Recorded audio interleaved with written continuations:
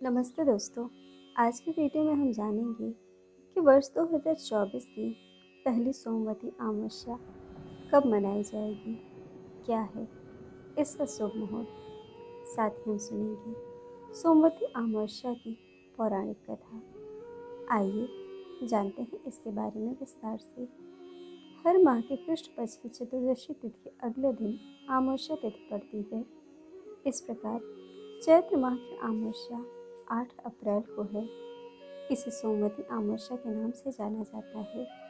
धार्मिक मान्यता के अनुसार इस खास अवसर पर तर्पण करने से पितृ प्रसन्न होते हैं और साधक को जीवन में सुख, समृद्धि और संतान की प्राप्ति होती है। सोमवती अमावस्या के दिन भगवान शिव और माँ पार्वती की पूजा और व्रत करने का विधान है। मान्यता है कि ऐसा करने से काल, कष्ट, दुख, संकट से छुटकारा मिलता है। आइए जानते हैं सोमवती अमावस्या का स्नान और दान, शुभ मुहूर्त और पूजा विधि के बारे में। पंचांग के अनुसार चैत्र माह कृष्ण पक्ष की अमावस्या तिथि की शुरुआत 8 अप्रैल को सुबह 3:21 से होगी और इसका समापन इसी दिन रात 11:50 पर होगा। ऐसे में सोमवती अमावस्या 8 अप्रैल को ही मनाई जाएगी।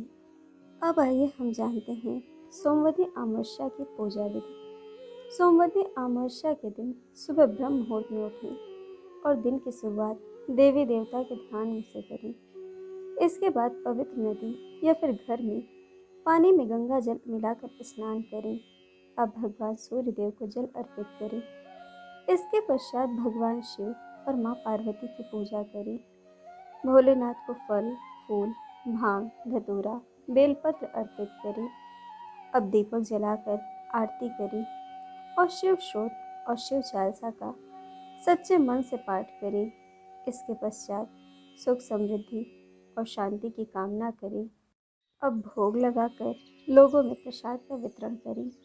सोमवती अमावस्या व्रत कथा के अनुसार एक गरीब ब्राह्मण परिवार था। उस परिवार में पति, पत्नी एवं उसकी पुत्री भी थी। उनकी पुत्री समय के गुजरने के साथ साथ धीरे धीरे बड़ी होने लगी। उस पुत्री में बढ़ती उम्र के साथ सभी स्त्रियोचित सगुणों में विकास हो रहा था।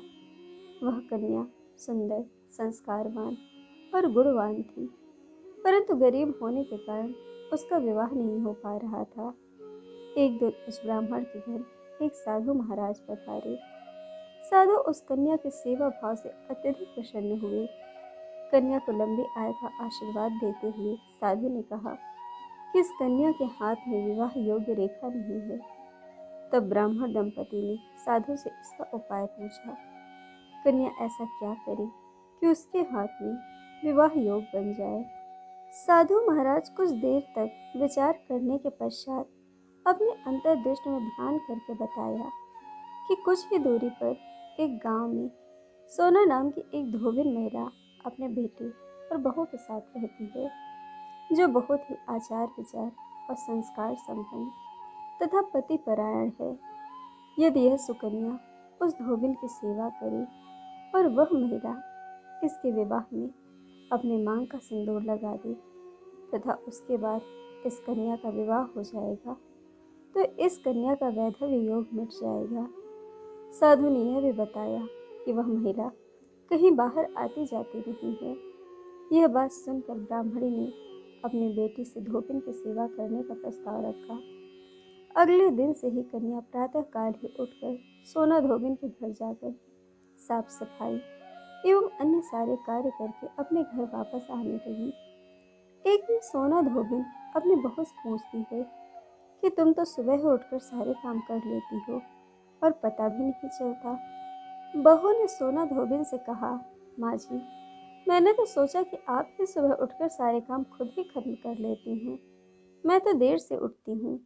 यह सब जानकर दोनों सास बहू घर की निगरानी करने लगी कि कौन है जो सुबह ही घर का सारा काम करके चला जाता है। कई दिनों के बाद धोबिन ने देखा कि एक कन्या मुंह ढके अंधेरे में घर में आती है और सारे काम करने के बाद चली जाती है। जब वह जाने लगी तो सोना धोबिन उसके पैरों पर गिर पड़ी। पूछने लगी कि आप कौन हैं और इस तरह छुप कर मेरे घर की चाकरी क्यों करती हैं। तब कन्या ने साधु द्वारा कही गई सारी बात बताई। सोना धोबिन पति परायण थी, अतः उसमें तेज था। वह तैयार हो गई। सोना धोबिन के पति थोड़ा अस्वस्थ थे। उसने अपने बहू से अपने लौट आने तक घर पर ही रहने कहा। सोना धोबिन ने जैसे ही अपनी मांग का सिंदूर उस कन्या की मांग में लगाया, सोना धोबिन का पति मर गया।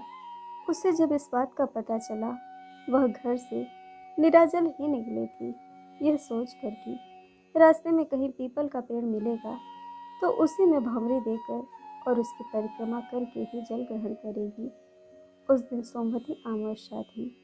ब्राह्मण के घर मिले पूरे पकवान की जगह उसने ईंट के टुकड़ों से 108 बार भंवरे देकर 108 बार पीपल के पेड़ की परिक्रमा की और उसके बाद जल ग्रहण किया। ऐसा करते ही उसके पति के मृत शरीर में प्राण वापस आ गए। धोबिन का पति फिर से जीवित हो उठा।